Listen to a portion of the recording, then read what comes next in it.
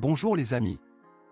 Le plus répandu est le turbodiesel de 2,5 litres, 136 à 145 et 170 à 175 chevaux. Il s'agit de la même unité qui a été installée dans le Kia Sorento de première génération. Certaines modifications étaient équipées d'un moteur turbodiesel de 2,5 litres d'une puissance de 101 à 116 ch. La gamme de groupe motopropulseur comprend également un moteur à essence atmosphérique de 2,4 litres développant 174 ch. Les voitures équipées d'un tel moteur sont rarement trouvées sur le marché secondaire. Tous les moteurs ont un entraînement par chaîne de distribution. Jusqu'en 2012, les moteurs diesel utilisaient un système d'alimentation en carburant Bosch, puis un système Delphi. Le turbodiesel réserve parfois des surprises à kilométrage élevé. Par exemple, après 200 000 km, l'une des chaînes de distribution peut s'étirer, il y en a 3 au total. Dans les cas avancés, la chaîne tendue peut se briser. Lors de la mise à niveau des chaînes, faites attention à l'arbre d'équilibrage. Au fil du temps, cela casse le siège dans le bloc. Si l'usure est faible, la bague peut être remplacée. Si du temps est perdu, vous devrez remplacer le bloc. Certains mécaniciens retirent simplement l'arbre. À une distance de 150 à 250 000 km, la turbine tombe souvent en panne. Les injecteurs de carburant durent à peu près la même durée. Les bagues d'étanchéité en cuivre pour injecteurs sont vendues beaucoup plus tôt. Certaines difficultés peuvent survenir lors du remplacement des bougies de préchauffage, elles collent. Il est préférable de les tremper avant de les retirer, sinon la bougie risque de se briser. Il est beaucoup plus difficile d'extraire le fragment, dans certains cas, cela nécessite même de retirer la culasse. Souvent, le couvercle de valve en plastique se fissure. Après 150 à 200 000 km, c'est au tour du refroidisseur intermédiaire.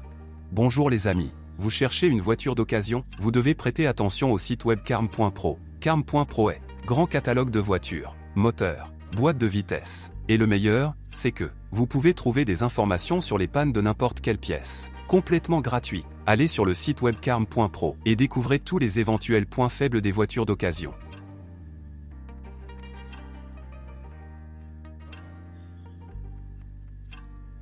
Parfois, les propriétaires de Hyundai H1 diesel doivent faire face à des réparations majeures du moteur, après environ 200 à 300 000 km. Le maillage du récepteur d'huile est obstrué par des boues, qui se forment lors de l'utilisation d'huile de mauvaise qualité, de longs intervalles de vidange d'huile ou en raison du renouvellement intempestif des anneaux de cuivre qui fuient sous les injecteurs. Résultat, le moteur manque de lubrification. En conséquence, en plus de la turbine, les chemises de vilebrequin et les lits d'arbre à cames s'usent.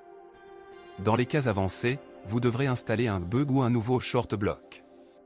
La longévité d'un turbodiesel dépend entièrement de son propriétaire. Entre des mains bienveillantes, le besoin de capital ne se fait pas sentir sitôt. 6. Uniquement pour 2,5 bar/116 ch, après restylage, et des transmissions manuelles à 5 vitesses étaient proposées de série. En option, une transmission automatique à 5 vitesses pourrait être commandée. Les versions essence étaient associées à une transmission automatique à 4 vitesses. En novembre 2013, apparaissent des versions à transmission intégrale, non fournies officiellement. Dans la transmission, ce qui attire le plus souvent l'attention, ce sont les traverses et le roulement extérieur de l'arbre de transmission, quelque part après 150 à 200 000 km. En raison de la vibration d'un cardan défectueux, le joint SPI de la queue de boîte de vitesse ou de la boîte de vitesse arrière peut s'user et fuir. La boîte automatique à 5 vitesses est une véritable longévité. Sous la nomenclature coréenne A5SR2 se trouve l'indestructible Jatco JR507 japonais. Avec des mises à jour régulières de l'huile, tous les 50 à 60 000 km, la transmission automatique franchit facilement la barre des 300 000 km. Ensuite, le convertisseur de couple, les embrayages, les joints et les joints s'usent. Malheureusement, les solénoïdes peuvent céder un peu plus tôt. Il existe également des interruptions dans le fonctionnement du boîtier causées par l'oxydation des contacts sur la carte de commande, ou par des dommages au câblage ou au connecteur de contact. La transmission manuelle ne pose aucun problème.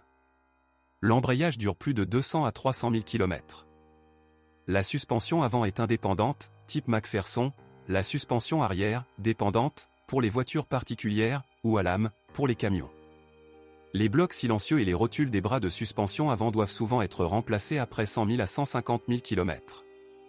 Un peu plus tard, les roulements de roues avant peuvent commencer à bourdonner. Les ressorts avant se cassent de temps en temps après 100 à 200 000 km.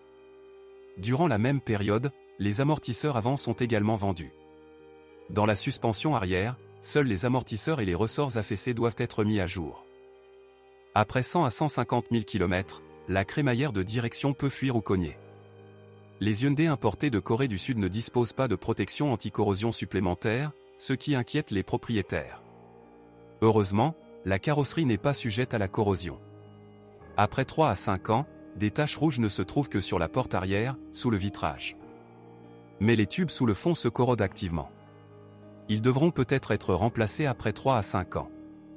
Pour faciliter l'entrée et le chargement, il y a 2 portes latérales coulissantes pratiques. Après 150 à 200 000 km, les rouleaux s'usent et un bruit de cognement apparaît sur les surfaces inégales. Si vous connaissez d'autres dysfonctionnements de modèle, assurez-vous d'en parler.